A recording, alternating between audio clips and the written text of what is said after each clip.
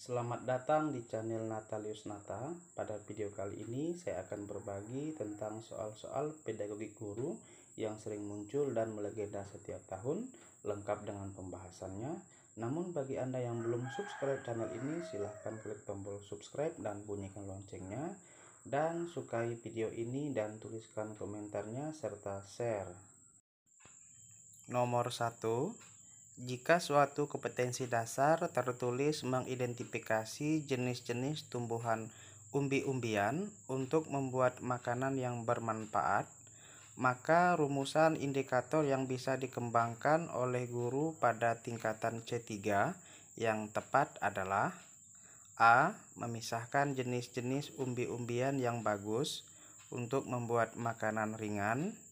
B. Menemukan bahan-bahan umbi-umbian untuk dibuat menjadi makanan ringan.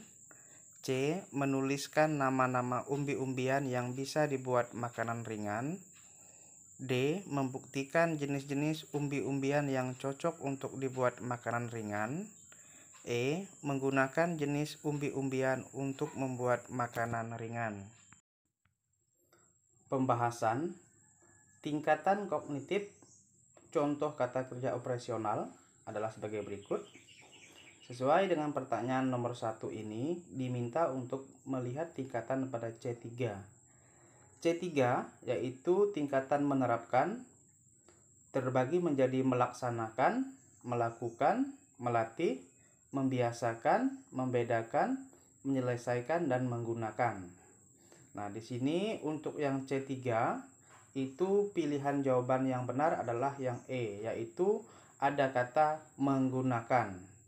Menggunakan jenis-jenis umbi-umbian untuk membuat makanan ringan. Nomor 2. Seorang guru berpenampilan rapi dan selalu disiplin dalam melakukan tugasnya di dalam kelas.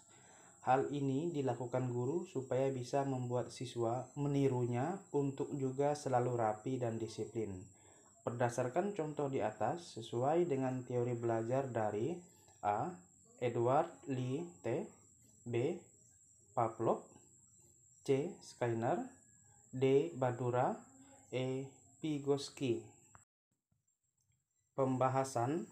Menurut Edward Lee T, mengemukakan teori belajar Law of Effect, belajar akan lebih berhasil jika dengan rasa senang atau kepuasan. B. Menurut Pavlov, mengemukakan tentang pembiasaan atau conditioning. Dalam hal ini terkait dengan kegiatan belajar mengajar. Agar siswa belajar dengan baik, maka harus dibiasakan. Kemudian menurut Skinner, menyatakan bahwa ganjaran atau penguatan mempunyai peranan yang amat penting dalam proses belajar. Kemudian menurut Bandura, mengemukakan bahwa siswa belajar melalui meniru. Meniru di sini bukan berarti menyontek, tetapi meniru hal-hal yang dilakukan oleh orang lain, terutama guru. Kemudian menurut Vygotsky, menyatakan individu akan menggunakan pengetahuan, siap, dan pengalaman pribadi yang telah dimilikinya untuk membantu memahami masalah atau materi baru. Jadi pilihan jawaban yang tepat adalah pilihan yang D, Bandura. Nomor 3. Dalam melakukan penilaian terhadap hasil belajar siswa, guru harus mampu menerapkan prinsip penilaian secara objektif. Manakah contoh prinsip penilaian secara objektif yang harus saya lakukan sebagai seorang guru? A. Saya menyampaikan hasil ulangan siswa di depan kelas. B. Saya menuliskan nilai siswa apa adanya dan sesuai fakta. C. Saya melakukan penilaian secara berurutan sesuai dengan KD. D. Penilaian yang saya berikan dapat dipertanggungjawabkan di depan siswa dan orang tua. E. Penilaian saya sesuai dengan KKM yang ditetapkan kurikulum. Pembahasan. Prinsip penilaian secara objektif artinya adalah memberikan penilaian apa adanya sesuai dengan hasil belajar siswa tanpa memberikan tambahan nilai atau mengurangi nilai siswa. Jadi, jawaban yang tepat adalah pilihan yang B, yaitu saya menuliskan nilai siswa apa adanya dan sesuai fakta.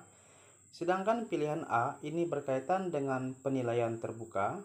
Pilihan C berkaitan dengan prinsip penilaian sistematis. Pilihan D berkaitan dengan prinsip penilaian akuntabel. Pilihan E berkaitan dengan prinsip penilaian menggunakan acuan kriteria. Nomor 4. Jika tertulis tujuan pembelajaran adalah sebagai berikut, siswa diharapkan mampu membuat sebuah gambar yang berkaitan dengan pemandangan pantai. Berdasarkan tujuan pembelajaran di atas, maka jenis penilaian yang tepat adalah A. Penilaian diri, B. Penilaian unjuk kerja, C. Penilaian tertulis, D. Penilaian proyek, E. Penilaian produk. Pembahasan. Penilaian diri berkaitan dengan siswa menilai pengetahuan, keterampilan, serta sikap diri. Penilaian unjuk kerja berkaitan dengan penilaian saat siswa bernyanyi, drama, puisi, dan lain-lain. Penilaian tertulis berkaitan dengan penilaian pada siswa saat mereka menjawab soal baik pilihan ganda maupun esai dan sejenisnya. Penilaian proyek berkaitan dengan penilaian saat siswa membuat sebuah laporan dalam sebuah makalah, clipping, serta jurnal. Penilaian produk adalah penilaian terhadap hasil cipta siswa seperti membuat gambar atau patung serta sejenisnya. Jadi, berdasarkan pertanyaan nomor 4, siswa diminta membuat sebuah gambar, maka pilihan jawaban yang tepat adalah pilihan yang E, yaitu penilaian produk. Nomor 5. Salah satu fungsi kalender pendidikan adalah A. Merumuskan tujuan pembelajaran yang akan kita tuliskan pada minggu efektif. B. Menelaah kapan waktu yang tepat untuk menentukan pembelajaran. C. Mempermudah membuat kisi-kisi soal. D. Menentukan jumlah jam pelajaran agar sesuai dengan RPP. E. Menentukan jumlah minggu efektif dan minggu tidak efektif guna memudahkan penyusunan RPP. Pembahasan. Kalender pendidikan merupakan kalender khusus untuk pendidikan yang membantu guru dalam menghitung berapa minggu efektif dan minggu tidak efektif per semester yang akan digabungkan dalam promes dan memudahkan guru dalam menyusun perangkat pembelajaran.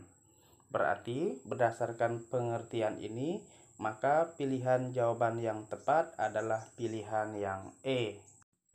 Menentukan jumlah minggu efektif dan minggu tidak efektif guna memudahkan penyusunan RPP. Nomor 6. Seorang guru ingin mengetahui tingkat pengetahuan peserta didik dengan memberikan pertanyaan tentang definisi dan sebuah teori. Maka dimensi yang digunakan guru tersebut adalah A. Metakognitif, B. Prosedural, C. Konseptual, D. Faktual, E. Analisis. Pembahasan. Faktual berkaitan dengan istilah, nama orang, nama benda, angka, tahun. Prosedural berkaitan dengan pengetahuan tentang prosedur dan proses khusus dari suatu mata pelajaran seperti algoritma, teknik, metode, dan kriteria. Konseptual berkaitan dengan kategori, klasifikasi, keterkaitan antara satu kategori dengan lainnya, hukum kausalita, definisi, dan teori. Metakognitif yaitu tentang cara mempelajari pengetahuan, menentukan pengetahuan yang penting dan tidak penting, serta pengetahuan diri. Analisis berkaitan dengan menganalisis sesuatu yang berproses atau menganalisa.